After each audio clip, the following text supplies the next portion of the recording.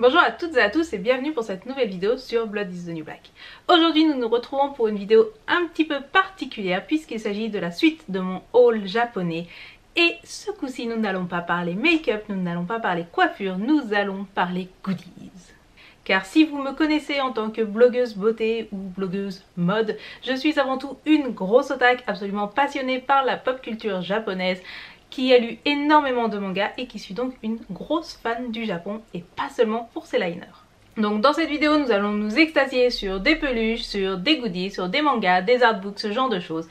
Si cette vidéo ne vous intéresse pas, c'est votre droit le plus total, donc n'hésitez pas à passer cette vidéo et à revenir dans quelques jours puisque maintenant j'ai pris la décision et l'objectif de faire 2 vidéos par semaine. Sachez que j'ai plein de sacs à vous présenter et que j'en ai encore autant par terre. Nous allons commencer par les goodies de type jeux vidéo puisque nous avons visité beaucoup de magasins de jeux vidéo d'occasion et notamment les book off et les hard off. Donc à la base c'était plutôt pour mon mari qui est un gros fan de jeux vidéo et qui cherchait un certain nombre de choses très spécifiques. À la base j'avais pas prévu de prendre grand chose, mais comme vous le savez j'étudie le japonais et il se trouve que jouer à des jeux vidéo en japonais est aussi un bon moyen de progresser, surtout quand au détour d'un book off vous trouvez ceci. Il s'agit de la cartouche Game Boy de Sailor Moon R qui date de 1994. Donc il me semble que ce jeu Game Boy n'est pas du tout sorti en France. On suit la saison R de Sailor Moon, c'est-à-dire la saison avec Black Moon, etc. En gros, chacun des niveaux, vous jouez une Sailor. Donc on commence par Bunny, ensuite on a Sailor Mercure, puis Sailor Mars, etc. Vous devez faire un certain nombre de petites enquêtes et à la fin vous avez un mini combat contre le boss. Donc je n'ai pas encore terminé le jeu. Donc évidemment pour pouvoir y jouer nous avons acheté là-bas sur place une Game Boy Advance SP. Je vous présente pas ce que c'est une Game Boy Advance SP, je pense qu'on connaît tous. L'avantage c'est que c'est rétro-éclairé et que vous pouvez jouer autant en Game Boy, Game Boy Advance, etc. Celle-là elle a coûté 2000 yens, donc 18 €. Donc on l'a prise. Et le jeu m'a coûté 300 yens, donc 2,50 €. Comme vous le savez, je ne suis pas une très grosse gameuse, mais j'avais envie de prendre quelques jeux pour progresser en japonais. Donc j'ai pris des jeux qui sont objectivement parlant nuls à chier, mais qui moi me faisaient plaisir. Donc j'ai pris ceci qui est un jeu vidéo Game Boy Advance sur Bleach, parce que j'aime bien Bleach. Donc c'est un jeu a priori de combat, qui reprend vaguement l'histoire mais majoritairement c'est de la baston. Je pense que ça doit pas être trop dur en termes de niveau de japonais et ça doit pas être un jeu, enfin c'est un jeu brainless, donc il coûtait pareil quelque chose comme 300-400 yens, donc je l'ai pris. Et un autre jeu nul à chier que j'ai pris juste pour progresser en japonais et parce que moi ça me fait plaisir, c'est ceci qui s'appelle Panda-san Nikki. Nikki voulant dire diary, enfin journal intime en gros. C'est une sorte de Nintendogs mais version panda. Le truc c'est qu'en fait il n'y a pas la notice dedans. Et il se trouve que pour remettre à zéro la partie, il y a une combinaison de touches à faire ou un truc à la con à faire qui devait être écrit dans la notice. Et que là du coup j'ai la partie du mec. Mais moi je voudrais bien reprendre à zéro et pour le moment je n'ai pas trouvé comment faire. Donc voilà, mais pareil ça a coûté genre 200 yens je crois, un truc dans le genre. Et j'ai pris un certain nombre de mangas que j'ai l'intention de lire et de commencer. Donc en réalité j'ai pris en tout premier ceci, donc ça s'appelle Otaku no Koi wa Muzukashi.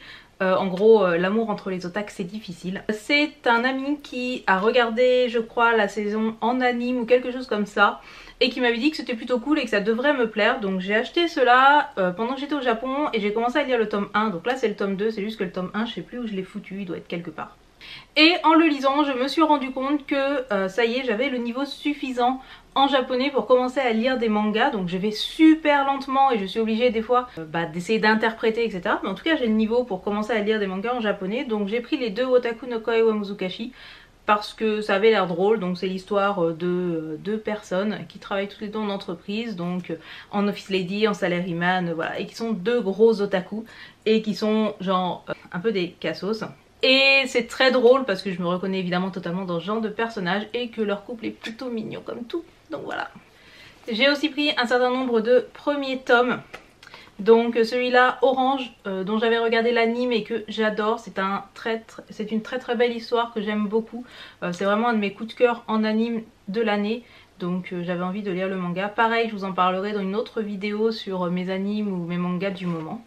J'ai pris celui-ci qui en français a été traduit par Your Lie in April, qui est un très très gros succès et qui était d'occasion à 200 yens, donc je l'ai pris. Le dessin est plutôt joli et pour le moment c'est une histoire que je trouve plutôt mignonne, donc je suis genre au chapitre 2 donc je vais pas encore m'avancer. Ensuite, deux autres mangas que j'ai achetés mais que je sais parfaitement que je n'ai absolument pas le niveau pour lire. C'est les Shirokuma Cafe Today Special. Donc Shirokuma Cafe, c'est un de mes animes préférés ever. Il s'agit de l'histoire des clients d'un café. Le café est tenu par Shirokuma, donc un ours polaire. Et il y a notamment Panda-kun qui vient y manger du bambou. Panda-kun a la particularité de travailler au zoo en tant que panda à temps partiel. C'est un gros flemmard et du coup l'anime est super drôle, je l'adore. Donc il y a eu une première série avec 5 mangas qui correspond à ce qui a été adapté en anime. 50 épisodes par le studio Pierrot, un anime génial que je vous recommande absolument. Et depuis 2 ans je crois, Shirokuma Cafe a recommencé sous la version d'un Today Special, donc une petite histoire de 3-4 pages tous les mois. Et donc voilà, j'avais envie de les acheter parce que c'est quelque chose qui n'est pas du tout traduit en français, qui est totalement introuvable, donc quand je les ai vus, je les ai pris. Et donc pour information, donc ça date d'un de mes anciens voyages, donc ceci c'est pas un panda n'importe lequel, c'est Panda-kun de Shirokuma Cafe. Donc voilà, voilà. On va parler des peluches après, hein, voilà. Donc j'ai acheté un certain nombre d'outils de papeterie à Daiso. Donc Daiso c'est un 100 yens shop, c'est à dire que tout ce que vous y achetez est à 100 yens. Donc j'ai pris des cahiers, donc j'ai pris ce cahier, vous avez compris pourquoi, hein, je vous l'explique pas. Et j'ai pris ces deux. Donc celui-là c'est un cahier avec des lignes, par contre celui-là c'est un cahier blanc, ce qui veut donc dire que je peux dessiner dedans. Ils étaient à 100 yens et honnêtement c'est pas trop mignon, regardez. Donc là vous avez, écoutez, Tamasushi que j'adore. Et derrière vous avez celui-là que je trouve vraiment trop mignon. Gudetama en tartelette, je l'adore. Et Gudetama en quiche aussi, il est trop mignon. En fait ils sont trop mignons. J'aime bien la bûche de Noël aussi. Et puis là il fait pouni pouni. Oh c'est trop beau. Voilà. Et surtout c'est à Daiso que j'ai acheté les choses les plus weird de mon voyage au Japon. Le genre de truc que quand on dit qu'est-ce que t'as ramené du Japon, je peux dire maintenant j'ai ramené des ziplocs. Mais des ziplocs Gudetama. Alors je ne sais pas pourquoi, je ne sais pas comment, je ne sais pas... Qu'est-ce qui est passé dans la tête du Japon pour faire des ziplocs à l'effigie de Gudetama. Regardez comme il est mignon. Donc voilà, ils disent que c'est un ziploc où vous pouvez mettre bah, genre du make-up et tout. Dans celui-ci c'est un ziploc où bah, on a Gudetama qui est ici, qui est trop mignon, il est plus petit. Et un autre ziploc encore plus petit dans lequel vous pouvez a priori mettre genre de la nourriture ou quoi. Je pense que quand on me dira qu'est-ce que t'as ramené du Japon et je dirais j'ai ramené des sacs congélation Gudetama, on me prendra pour une folle, mais c'était tellement what the fuck qu'il fallait absolument que je les achète. Donc pareil, ça coûtait 100 yens chacun, hein, je vous rassure, je me suis pas ruinée pour ça non plus, je suis peut-être folle mais pas à ce point. En termes de CD au Japon, j'ai acheté très peu de musique, non pas que je n'aime pas la musique japonaise, mais les CD là-bas coûtent une blinde. Genre un CD neuf c'est 4000 yens, genre 35 €. Pour être honnête, hein, j'écoute toute ma musique sur Spotify, les CD c'est juste des objets de collection. Donc je n'en ai quasiment pas acheté, à 2 exceptions près. La première c'est ceci. Il s'agit de la BO de Shirokuma Cafe. Donc Shirokuma Cafe, je vous en ai parlé, je suis une grosse fan et tout. Donc là c'est la BO avec toutes les chansons de l'anime, c'est-à-dire les 3 openings et tous les endings. Donc voilà, je l'ai trouvé d'occasion, ça devait coûter quelque chose comme 1900 yens, donc pour de l'occasion ça coûte quand même super cher, hein, voilà. Mais par contre c'est quelque chose que je ne peux pas trouver sur Spotify, donc je l'ai acheté. Et ensuite j'ai acheté ceci, qui n'est autre que le CD Blue Blood de X Japan. Et il se trouve que j'ai découvert X Japan cette année. Oui, Sandrine, l'otak depuis genre 10 ans, qui a traîné sur tous les forums de fanarteuses et tout, qui lisait J-pop trash. Je n'avais jamais écouté X Japan avant, ou en tout cas je n'avais jamais écouté le X Japan qui faisait du métal, puisque les 2 derniers albums sont plus des ballades.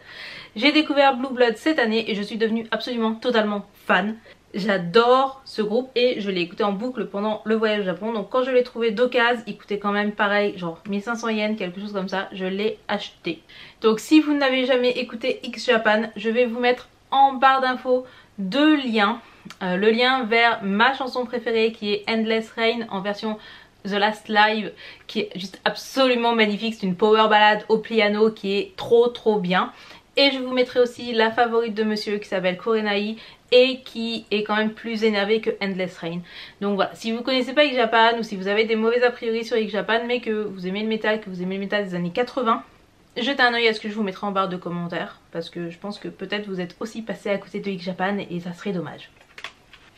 Ensuite j'ai acheté ceci à Asakusa. C'est pas typiquement japonais hein, mais c'est un panda donc j'avais besoin de l'acheter tout de suite, voilà. Toujours chez Daiso j'ai acheté un set de papeterie panda, donc il faut savoir que les japonais aiment bien écrire des lettres, donc il y a des tonnes et des tonnes de sets de papeterie. Donc ici j'ai des enveloppes avec des pandas, des petits post-it pandas. Ça c'est des marque-pages pandas, donc c'est des marque-pages pandas qui sont vraiment très mignons, donc moi je les aime beaucoup. Et ceci, vous devez connaître les correcteurs, les blancos comme ça, sauf que là au lieu de faire du blanc, et bah, ça fait des frises de panda. Je trouvais ça trop cool. Donc pareil, c'était chez Daiso, hein, donc c'était 100 yens chacun. Autant vous dire que je me suis pas ruinée pour ça non plus. J'ai ensuite acheté ceci. Il faut savoir que je suis absolument fan des agendas japonais. Donc même si je suis passée au bullet journal depuis, j'ai toujours un agenda sur mon bureau où j'écris à la fois mes rendez-vous mais aussi mes objectifs du mois, etc. Et il se trouve que j'ai trouvé un agenda Gudetama qui commence de juin, qui arrive là à la fin de l'année 2018. Et du coup bah, je suis super contente, c'est-à-dire que j'ai déjà mon agenda pour 2018. Donc bien évidemment à l'intérieur vous avez une présentation au mois avec à chaque fois Gudetama ici. Vous avez des pages de notes au milieu, toujours avec des photos de Gudetama. Donc voilà, c'est juste trop mignon quand vous êtes comme moi une fan de Gudetama. Évidemment ça n'a aucun intérêt si vous n'aimez pas Gudetama, mais voilà, j'étais contente de le trouver. Il coûtait 1200 yens, donc 10-12 euros, quelque chose comme ça. Ensuite on passe à quelques goodies Sailor Moon, donc dans un premier temps avec ceci, qui n'est autre qu'un miroir de poche. Le truc donc c'était dans des gachapon, c'est à dire que vous mettez les pièces et vous ne savez pas sur lequel vous allez tomber. Et je suis tombée sur celui-ci qui est celui de Chibi Moon. Chibi Moon qui est genre le personnage que je déteste le plus au monde. Donc je suis un peu deg, mais bon voilà, j'ai mon miroir de poche Sailor Moon. Et ensuite nous allons commencer à arriver à ce que j'ai acheté dans les Hobby Off. Donc les Hobby Off, c'est une chaîne de magasins d'occasion où en gros les japonais peuvent aller revendre certaines choses qu'ils ont achetées plutôt en termes de goodies, de mangas, etc. Donc dans un premier temps j'ai acheté ceci. Il s'agit d'un miroir de poche à l'effigie des Sailor. Donc en réalité quand vous voyez des choses comme ça avec des petites lettres marquées ici, c'est qu'au Japon ils sont très fans du concept de loterie, c'est-à-dire que vous allez dans un magasin, que ce soit genre Kittyland mais aussi dans un combini genre 7-Eleven, vous donnez un certain nombre de sous quand il y a un event avec une franchise particulière et du coup vous allez gagner un prix parmi d'autres, donc ça peut être un prix très intéressant ou un prix moins intéressant. Donc là je pense que c'est quelqu'un qui ne voulait pas de ce miroir là et qui l'a revendu. Donc c'est un miroir de sac, hein, bête et méchant. Donc voilà, il ressemble à ça de dos. Donc j'aimais bien l'aspect vitrail et tout. Et de l'autre côté, bah c'est un miroir quoi. Donc voilà, je l'ai payé quelque chose comme 100 yens, un truc dans le genre. Donc c'était plutôt cool. Et ensuite il faut que je vous parle des peluches. Parce que j'adore les peluches. Et que ce coup-ci, j'avais pris mon billet d'avion avec Qatar Airways. Et si Qatar Airways a plein d'inconvénients, il y a un truc sur lesquels c'est vachement cool. C'est que vous avez droit à autant de bagages en soute que vous voulez, tant que vous ne dépassez pas le poids qui vous est alloué, à savoir 30 kg. Ce qui fait donc que j'avais emmené nos sacs à dos de backpackers dans les valises, en sachant que bah, comme ça, si je voyais des peluches pas chères et cool, bah, vu que les peluches ça pèse rien, bah, je pouvais les ramener. Voilà, c'est comme ça que ça a commencé. Et autant vous dire que je les ai remplis mes sacs de backpackers. Donc on commence en ordre particulier avec ceci. D'autant plus que ce que je vous ai pas dit dans les Hobby Off, c'est qu'effectivement les gens peuvent revendre leurs goodies, leurs peluches, etc. Mais que c'est revendu une misère. Je pense que c'est plus lié au fait que les Japonais ils ont pas énormément de place chez eux, donc voilà, ils ont envie de s'en débarrasser. Donc cette peluche là elle coûtait genre 300 yens, c'est-à-dire 2,50 €, le genre de truc qui est vendu à la Japan Expo 20 €. Et c'était une pièce originale pour ma collection, donc bah, je l'ai pris. J'ai aussi ramené celui-ci, qui est une peluche de Pandespiègle de Pokémon, qui vous doutez je l'aime beaucoup. Donc j'avais déjà une peluche de Pandespiègle mais plus petite, donc celle-là c'est la grosse version et qui coûtait 500 yens, donc bah voilà, il me l'a fallu. Il y avait ceci aussi, Gudetama, qui baffe quand il dort. Je me suis tellement reconnue dans cette peluche qu'il fallait que je la prenne. Ah, c'est pas grave, la flaque de bave c'est naturel. Et bah Gudetama et moi on a un petit point commun comme ça, voilà. Bah écoutez, genre 500 yens, donc bah, je l'ai pris. Celui-ci coûtait beaucoup plus cher mais parce qu'il est d'une bien meilleure qualité. Il s'agit d'un coussin Gudetama qui est trop mignon, qui est tout doux, qui respire la joie de vivre et tout. C'est voilà, voilà. Donc lui était plus cher, il coûtait quelque chose comme 2000 yens, mais neuf, c'est une peluche qui coûte genre 6000, quelque chose comme ça. Et je suis super contente parce que ce genre de coussin c'est bien, on peut les mettre sur le canapé ou quoi que ce soit. Donc voilà. Ensuite j'ai acheté ceci, donc un petit porte-monnaie qui n'est autre qu'un porte-monnaie Gudetama. Donc voilà, après vous l'ouvrez et dedans c'est jaune avec écrit Gudetama et tout. Donc voilà, j'avais besoin d'un petit porte-monnaie dans mon sac à main, je me suis dit oh un porte-monnaie Gudetama, trop bien. Et il y avait ceci, donc Gudetama avec son mauvais frère, je ne sais pas trop qui est le personnage à côté de Gudetama, mais j'ai trouvé mignon, donc pareil c'est un truc à accrocher genre à une trousse ou un sac à main, donc pareil je l'ai pris. Alors deux autres peluches qui n'étaient pas à Hobby Off, j'ai pris celle-ci, donc c'est une peluche Pitrouille. Pareil, c'est un Pokémon de la génération noir et blanc si ma mémoire est bonne.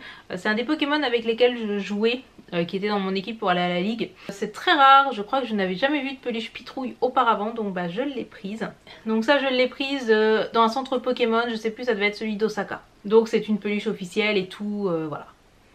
Ensuite j'ai pris ceci. Donc c'est Gudetama en version le lapin blanc de Alice. Alors me demandez pas pourquoi, comment, Gudetama c'est censé un œuf, donc pourquoi il est en lapin, je ne sais pas, voilà, je ne sais pas, je n'en ai aucune idée. Je l'ai acheté, je l'ai eu à une pince à peluche, donc vous savez les trucs qui froutent et qui récupèrent des peluches. Donc généralement c'est le genre de trucs qui sont des attrape-nigo, mais je l'ai eu du premier coup puisque la pince s'est coincée dans son étiquette, donc il m'est revenu à 100 yens, donc voilà c'est cool. Avant de vous montrer les deux pièces maîtresses de la collection, je vais vous montrer quelques autres trucs que j'ai acheté d'occasion. Donc d'occasion j'ai trouvé ceci qui est un artbook de Kaori Yuki. C'est l'artbook Lost Angel. J'ose espérer que la plupart d'entre vous ici connaissent Kaori Yuki. Donc si vous ne connaissez pas, elle a fait Angel Sanctuary et surtout elle a fait Godchild, qui est genre mon manga préféré en termes d'esthétique, de graphisme, etc. J'adore Kaori Yuki, c'est ma mangaka préférée je pense, donc j'adore Sailor Moon, hein, j'adore Lady Oscar, j'adore Orange, j'adore plein de mangas, mais je n'aime aucune autre dessinatrice autant que ce que j'aime Kaori Yuki. C'est vraiment genre le top du top de mes références en termes de dessinatrice. Donc à l'intérieur vous avez tout un tas d'illustrations qui viennent de la série Angel Sanctuary. Donc honnêtement c'est magnifique. Un artbook comme ça en France c'est pas forcément super évident à trouver. Celui-là je l'ai trouvé d'occasion, il coûtait 600 yens, donc genre 4,50 €. Je pouvais juste pas le laisser. À la fin il y a pas mal d'écritures et d'interviews qui par contre sont en japonais. En tout cas j'étais super contente de le trouver. Il était juste trop beau et enfin voilà, c'est Kaori Yuki quoi. Et chez Hobby Off j'ai trouvé ceci qui n'est autre qu'une tasse Gudetama. Pareil ça a coûté genre 400 yens, un truc dans le genre. Donc voilà, vous avez la petite soucoupe qui est en blanc d'œuf et vous avez cette tasse Gudetama qui est juste trop mignonne. Donc voilà. Et enfin on passe aux deux pièces maîtresses de ce voyage. Et la première c'est ceci. Il s'agit d'un Tsum Tsum version Ectoplasma. Quand je l'ai vu j'étais juste ouf parce que déjà des peluches Ectoplasma, des réussis il y en a pas tant que ça, mais en plus Ectoplasma en mode Tsum Tsum j'étais juste totalement ouf. Donc voilà, il se présente comme ça. Voilà. Voilà. Et il a la tête d'Ectoplasma. Et bon pareil, Ectoplasma hein, c'est un de mes Pokémon préférés. Pas autant que Tadmorph qui reste mon number one ever. Mais Ectoplasma c'est genre tous les Pokémon que je fais je pense. Quand je vais à la ligue j'ai un Ectoplasma dans mon équipe parce que j'adore Ectoplasma. Et enfin, last but not least, mon coup de cœur absolu de ce voyage, c'est ceci. Il s'agit d'un panda hors forme de traversin. Mais pendant que j'étais au Japon, j'avais oublié que traversin se disait traversin. Donc je disais édredon. Parce que mon cerveau avait bugué. Et du coup j'ai décidé de l'appeler Pandredon. Donc voici Pandredon. Je suis obligée de me reculer pour vous montrer. Donc Pandredon a cette forme. Il a ce petit visage beaucoup trop kawaii. Et là il a un petit cœur avec écrit une connerie genre Be Smile, genre de l'onglet dégueulasse. Mais voici Pandredon. Quand j'ai rencontré Pandredon ça a été l'amour au premier regard. Et depuis je ne le quitte plus. J'adore ce panda. Je trouve que sa forme est parfaitement adaptée pour lui faire des câlins. Et en plus il a ce petit visage trop innocent, trop kawaii. Oh, regardez-le.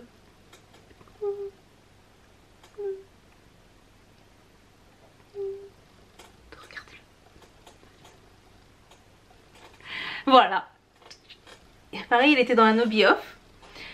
Il coûtait pas cher, mais il aurait coûté cher, je l'aurais pris quand même. Autant vous dire que ça prenait de la place dans mon sac. Donc voilà. Avec Pandredon, il s'agit de la fin de mon haul spécial goodies du Japon. Vous l'aurez compris, j'aime les peluches, j'aime Gudetama, j'aime les pandas, j'aime Sailor Moon. Et j'ai passé beaucoup de temps dans les hobby off à chercher des peluches et des trucs d'occasion pendant que mon mari fouillait les rayons jeux vidéo. Sachant que lui ne parle pas japonais, hein, donc pour fouiller les rayons jeux vidéo, ça veut dire qu'il doit regarder tous les trucs un par un. Rien que pour Pandredon, c'est trop bien. Moi j'aime mes goodies, donc j'espère que vous avez aimé cette vidéo. Si c'est le cas, laissez-moi un pouce vers le haut. Si c'est pas le cas, bah, vous avez le droit de laisser un pouce vers le bas, je vous en voudrais pas. N'oubliez pas de vous abonner à cette chaîne si ce n'est pas déjà fait, ça me ferait très plaisir et ça ferait plaisir à Pandredon aussi. Donc faites plaisir à Pandredon, abonnez-vous. Sur ce, je vous dis à très bientôt pour une prochaine vidéo, probablement un peu plus sérieuse puisque nous allons parler probablement musique. Je crois que je dois tourner la vidéo sur les groupes que j'attends au Hellfest. Donc eh bien à très bientôt, merci de m'avoir suivi. J'espère que cette vidéo vous aura plu et laissez des messages gentils pour mes pandas en commentaire. Bye bye.